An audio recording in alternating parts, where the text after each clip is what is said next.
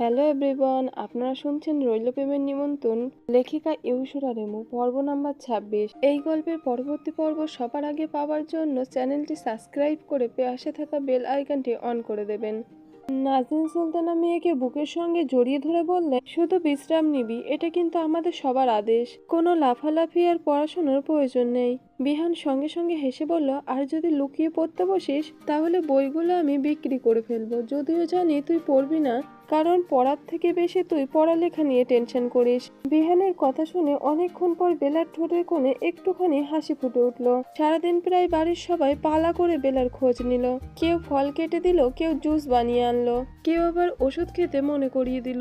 বিকেলের দিকে ধীরে ধীরে সূর্যের আলো নরম হয়ে এলো। জানালার বাইরে শিউলি গাছের ডালগুলো বাতাসে আস্তে আস্তে দুলছে। দূরে পাখিরা বাসায় ফিরছে, আর বেলা বিছানায় আধশোয়া হয়ে বসে বাইরের দিকে তাকিয়ে রয়েছে। ঠিক তখনই দরজায় খুব আস্তে একটা নখ শোনা গেল। টোকাটা এতটাই পরিচিত ছিল যে সে না দেখেও বুঝে গেল কে এসেছে। দরজা খুলে ভিতরে ঢুকলো সায়র। আজ তার মুখে সেই চিরচেনা কঠোরতার বদলে অদ্ভুত এক নীরবতা। কালো শার্টের হাতা কোনোই পর্যন্ত গোটানো, চোখ দুটোতে সারা রাতের ক্লান্তি স্পষ্ট ছাপ। সে ধীরে ধীরে বিছানার পাশে এসে দাঁড়ালো। কয়েক মুহূর্ত কেউ কোনো কথা বলল না। ঘর জুড়ে শুধু দেওয়াল ঘড়ির টিকটিক শব্দ। সায়র প্রথমে বেলার মুখের দিকে তাকালো, তারপর খুব শান্ত স্বরে বলল, এখন কেমন আছিস? বেলা চোখ নামিয়ে আসতে বলল, অনেকটাই ভালো। সায়র যেন নিশ্চিত হতে চাইলো, মাথা ঘুরছে? না। দুর্বল লাগছে? বেলা হালকা মাথা নাড়ল। সায়র কিছুক্ষণ চুপ করে রইল, তারপর টেবিলের দিকে তাকিয়ে জিজ্ঞেস করলো, ওষুধ ঠিক মতো খাচ্ছিস? বেলা ছোট্ট করে বলল, হ্যাঁ। আবারও নীরবতা। দুইজনের মাঝে হাজারটা অপ্রকাশিত কথা জমে আছে, অথচ কেউ সেগুলো উচ্চারণ করার সাহস পাচ্ছে না। একসময় সায়র খুব ধীরে বলল, কাল খুব ভয় পাইয়ে দিয়েছিলি। কথাটা শুনে বেলার বুকের ভিতরটা কেঁপে উঠল। কথাটা শুনে বেলা ধীরে ধীরে মুখ তুলে তাকালো। প্রথমবারের মতো সে দেখলো সায়রের চোখ দুটো স্পষ্ট লাল, যেন দীর্ঘ সময়ের দুশ্চিন্তা এখনো পুরোপুরি কাটেনি। সায়র দৃষ্টি সরিয়ে নিয়ে নিচে সরে বলল, আর কখনো এমন ভাবে নিজের যত্ন না নিয়ে থাকবি না। নিজের শরীরের উপর এতটা অবিচার করার অধিকার তোর নেই। বেলার চোখ আবারও ভিজে এলো। সে খুব আস্তে বলল, চেষ্টা করব। সায়র হালকা দীর্ঘশ্বাস ফেলল। বিছানার পাশে রাখা জগ থেকে গ্লাসে পানি ঢেলে বেলার দিকে এগিয়ে দিল। আগে পানি খা। সায়রের এই এক স্বভাব, বেলাকে সামনে পেলেই বলবে পানি পান কর। গ্লাসটা নিতে গিয়ে দুর্বল হাতটা ঠিক মতো ধরতে পারলো না। গ্লাসটা কেঁপে উঠতে সায়র আর এক হাত দিয়ে দ্রুত গ্লাসটা সামনে নিল। এক মুহূর্তের জন্য দুইজনের আঙুল ছুঁয়ে গেল। সময়টা খুব ছোট্ট ছিল, কিন্তু সেই ক্ষণিকের স্পর্শ দুইজনের আঙুলেই থমকে গেল। বেলা দ্রুত হাত সরিয়ে নিল। গাল দুটো অকারণে লাল হয়ে উঠল। সায়রও স্বাভাবিক থাকার চেষ্টা করে বলল, সাবধানে। বেলা ছোট্ট ছোট্ট চুমুকে পানি পান করলো। গ্লাসটা টেবিলে রেখে সায়র কয়েক পা দরজার দিকে এগিয়ে গেল। দরজার কাছে গিয়ে থামলো। পিছন ফিরে না থাকিয়ে শান্ত কণ্ঠে বলল, বিশ্রাম নে, আর একটা কথা মনে রাখবি সব সময়, কারোর জন্য নিজেকে হারিয়ে ফেলা কখনো জয়ের কারণ নয়। কথাটা বলেই সে ধীরে ধীরে ঘর থেকে বেরিয়ে গেল। দরজা বন্ধ হওয়ার পরও বেলা অনেকক্ষণ সেই দিকে তাকিয়ে রইল। তার ঠোঁটের কোণে অজান্তেই এক ফোঁটা হাসি ফুটে উঠল, কিন্তু সেই হাসির আড়ালে লুকিয়ে ছিল হাজারটা না বলা অনুভূতি, যার ভাষা হয়তো এখনো সময়ের কাছেই বন্দী। পরের দিন সকালে বেলার শরীর আগের চেয়ে অনেকটাই ভালো লাগছিল। দুর্বলতা পুরোপুরি না কাটলেও মুখে সেই আগের প্রাণ চাঞ্চল্য ফিরে আসছিল। নাস্তার টেবিলে সবাই একসঙ্গে বসেছিল। নাজনীন সুলতানা বারবার বলে দিচ্ছেন, শরীর খারাপ লাগলে বাসায় চলে আসবি। এই বলে দিলাম আমি।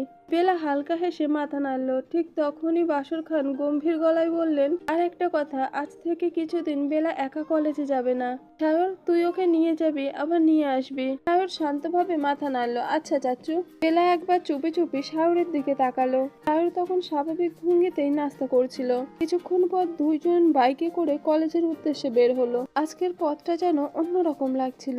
সকালের শীতল বাতাস, রাস্তার দুই পাশে সারি সারি গাছ, আর মাঝে মধ্যে উড়ে যাওয়া সাদা বক, সব মিলিয়ে পরিবেশটা ছিল শান্ত। সায়র খুব ধীর গতিতে বাইক চালাচ্ছিল।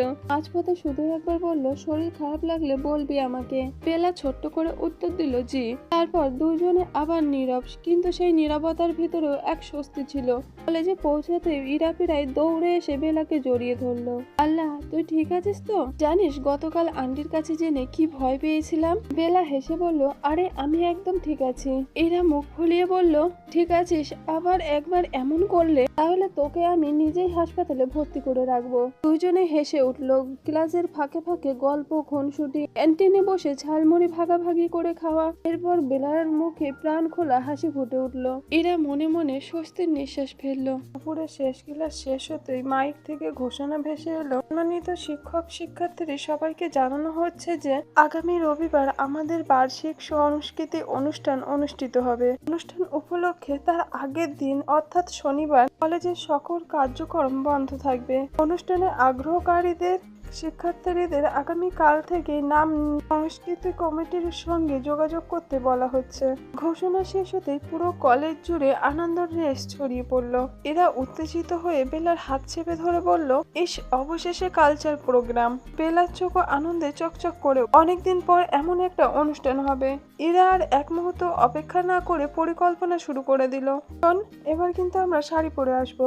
বেলা মুচকি হেসে বলল, আমিও সেটাই ভাবছিলাম। আমি পেস্টেল নীল জমিন পরবো আর সঙ্গে সিলভার ঝুমকা। বেলা একটু ভেবে বলল, আমি হয়তো সাদা, লাল বা হালকা বেগুনি পরবো।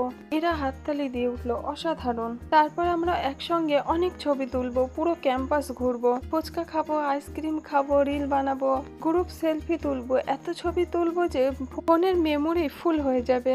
আর বেলা হেসে বলল, অনুষ্ঠান শেষে সবাই মিলে গান শুনবো, নাচ দেখবো, কত মজা। দুজনের চোখেই তখন শিশু সুলভ উচ্ছ্বাস। তারা বুঝতেই পারলো না দূরে দাঁড়িয়ে কেউ তাদের প্রতিটি হাসি, প্রতিটি আনন্দ গভীর বিদ্বেষ নিয়ে দেখছে।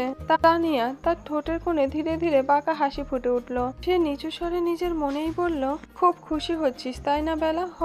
এই আনন্দ বেশিক্ষণ থাকবে না। তার পাশে দাঁড়িয়ে থাকা দুই বান্ধবীর দিকে তাকিয়ে আরো নিচু গলায় বলল, সংস্কৃতি অনুষ্ঠানের দিন হবে আসল খেলা। এমন একটা ফাঁদ পাতবো যে যেখান থেকে বেলা চাইলেও নিজেকে নির্দোষ প্রমাণ করতে পারবে না। তিনজনের চোখে তখন একই রকম ষড়যন্ত্রের ঝিলিক। বিকেলের আলো যখন ধীরে ধীরে পুরো বাড়িটাকে সোনালি আভায় রাঙিয়ে দিয়েছে, বেলা দুতলা থেকে ভিতরে মুখ ভরা হাসি নিয়ে রান্নাঘরের দিকে দৌড়ে গেল। আম্মু, কোথায় তুমি? নাজনীন সুলতানা হাঁড়িতে নাড়তে নাড়তে মুচকি হেসে বললেন, এই তো রান্নাঘরে। কি হয়েছে আজকে আমার মেয়েটার মুখে এত হাসি কেন? বেলা ঠোঁট ফুলিয়ে একদম ছোট্ট বাচ্চার মতো বলল, আম্মু, আমার একটা শাড়ি লাগবে, খুব সুন্দর একটা শাড়ি। আমাকে কিনে দেবেন? নাজনীন সুলতানা অবাক হয়ে হেসে বললেন, হঠাৎ শাড়ির শখ হলো? বেলা একটু লজ্জা পেয়ে বলল, কলেজের সামনের সপ্তাহে সাংস্কৃতিক অনুষ্ঠান হবে, সবাই শাড়ি পরে আসবে, আমিও একটা সুন্দর শাড়ি পরতে চাই, প্লিজ আম্মু। নাজনীন সুলতানা স্নেহ ভরা চোখে মেয়ের দিকে তাকিয়ে রইলেন।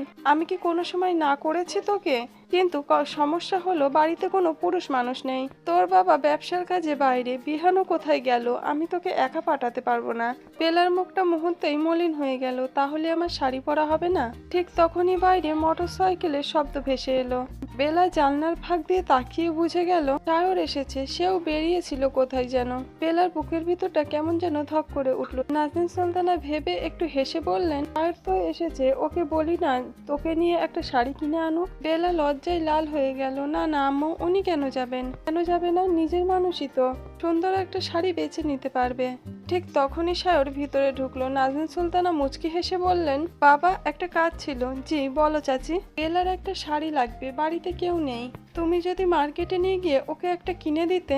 সায়র একবার বেলার দিকে তাকালো। বেলা মাথা নিচু করে দাঁড়িয়ে আছে, লজ্জায় যেন মাটির সাথে মিশে যেতে চাইছে। সায়র শান্ত স্বরে বলল, ঠিক আছে, ফ্রেশ হয়ে বের হই, বেশি দেরি করব না। বেলার বুকের ভিতরটা আনন্দই ভরে উঠলো, কিন্তু মুখে কিছু প্রকাশ করলো না, শুধু আস্তে করে বলল, জি। আধা ঘন্টা পরে বেলা হালকা হালকা আকাশি রঙের থ্রি পিস পরে বের হলো। চুলগুলো সুন্দর করে আঁচলে খুলে রেখেছে, মুখে একটু বাড়তি সাজ নেই, তবুও তাকে অদ্ভুত সুন্দর লাগছে। সায়র বাইকের পাশে দাঁড়িয়েছিল।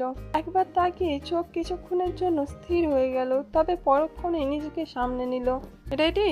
বেলা ছোট্ট করে মাথা নাড়লো। বাইক চলতে শুরু করলো। বিকালের বাতাস বারবার বেলার ওড়না উড়িয়ে দিচ্ছিল। সে এক হাতে ওড়না সামলাচ্ছে আর এক হাতে সিট ধরে বসে আছে। সায়র কয়েকবার রিয়ার ভিউ মিররে তাকিয়ে দেখলো বেলা ঠিক মতো বসেছে নাকি না। এক সময় বলল, ভয় লাগছে? না। তাহলে এত দূরে বসে আছিস কেন?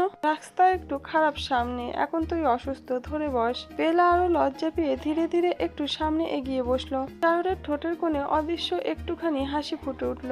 শপিং মলে ঢুকতেই চারপাশে রঙিন শাড়ির সমাহার। বেলা বিস্ময়ে চারিদিকে তাকিয়ে আছে। সায়র বলল, যেটা পছন্দ হয় সেটা দেখ। বেলা একটার পর একটা শাড়ি দেখছে, আবার কোনোটা হাতে নিয়ে রেখে দিচ্ছে। সায়র বুঝে গেল। সে বলল, তোর পছন্দ হচ্ছে না? না, আসলে বুঝতে পারছি না কোনটা নেব।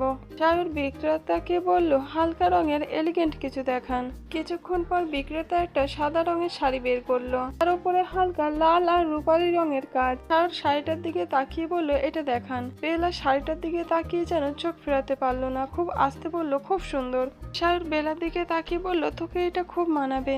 এই একটুকু কথাতেই বেলার গাল দুটো টুকটুকে লাল হয়ে উঠলো। সে আর চোখ তুলতে পারলো না। বিক্রেতা হেসে বলল, আপু, ভাইয়ার পছন্দ কিন্তু খুব ভালো। বেলা লজ্জায় আর কিছু বললো না, আর সায়রও শুধু হালকা কেসে অন্যদিকে তাকিয়ে রইল। শাড়িটা প্যাক করে দেওয়া হলো। বেলা নিজের ব্যাগ থেকে টাকা বের করতে যেতেই সায়র শান্ত গলায় বলল, রাখ ইডিয়েট। কিন্তু টাকা বেশি হয়ে গেছে। না, আসলে আম্মু দিয়ে দিয়েছিল। আমি দিচ্ছি, এটা নিয়ে আর তর্ক করবি না। বেলা আর কিছু বলতে পারলো না, শুধু নিচু স্বরে বলল, ধন্যবাদ। সায়র মৃদু হেসে বলল, ধন্যবাদ বলার দরকার নেই। দোকান থেকে বেরিয়ে দুজনেই পাশাপাশি হাঁটছিল। সন্ধ্যার নরম আলো কাছের দেওয়ালে প্রতিফলন চারপাশকে আরো সুন্দর করে তুলেছে। বেলার হাতে নতুন শাড়ির প্যাকেট। সে বারবার সেটার দিকে তাকাচ্ছে, আবার অজান্তে এক ঝলক সায়রের দিকে তাকিয়ে নিচ্ছে। কিন্তু সায়র কিছু বলছে না, শুধু খুব অদৃশ্যভাবে খেয়াল রাখছে বেলা যেন ভিড়ে হারিয়ে না যায়, যেন হোঁচট না খায়, যেন তার মুখে সেই ছোট্ট হাসিটুকু মুছে না যায়। ফেরার সময় দুজনের মধ্যে বেশি কিছু কথা হলো না, কিন্তু সেই নীরবতার মধ্যেও ছিল অদ্ভুত এক প্রশান্তি, এক অঘোষিত টান, যা শব্দে প্রকাশ করা যায় না, শুধু অনুভব করা যায়। আচ্ছা, গল্পটা আপনাদের কেমন লাগলো কমেন্ট করে জানাবেন, আর লাইক, কমেন্ট, সাবস্ক্রাইব করে দেবেন। ধন্যবাদ।